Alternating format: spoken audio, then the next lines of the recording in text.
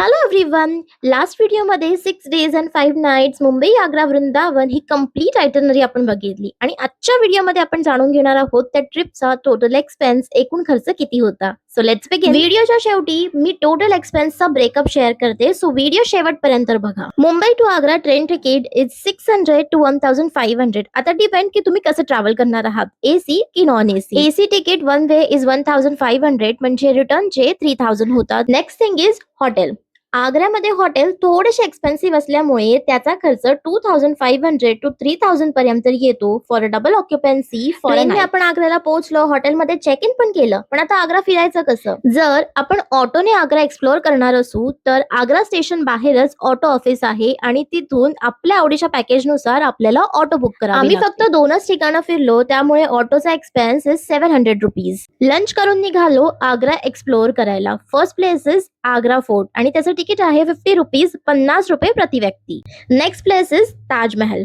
ताजमहल बघण्यासाठी 2 प्रकारचे तिकीट आहेत. जर आपल्याला ताजमहल फक्त बाहेरून बघायचं असेल तर त्याचं तिकीट 50 रुपीज, 50 रुपये प्रति व्यक्ती. आणि जर ताजमहल आतमध्ये जाऊन बघायचं असेल तर त्याचं तिकीट इज 250 रुपीज, 250 रुपये प्रति. दुसऱ्या दिवशी आम्ही आग्र्यावरून वृंदावनला गेलो.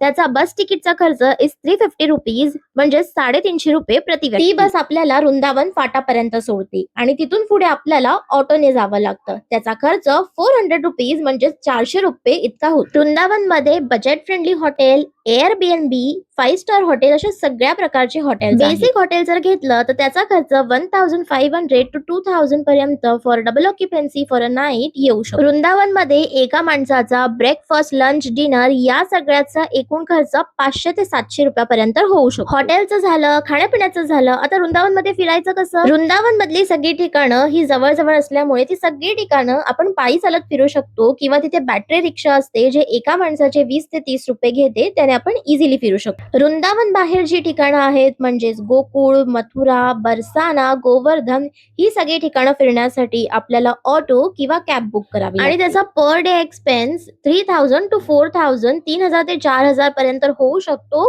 डिपेंड की तुम्ही कोणते कोणते ठिकाण. जर आपल्याला ट्रिप कम्फर्टेबल आणि इझी गोइंग पाहिजे असेल तर त्याचा एक्सपेन्स 10,000 to 12,000 होऊ शकतो. म्हणजे प्रति व्यक्ती 10 ते 12,000 इतका खर्च होऊ शकतो.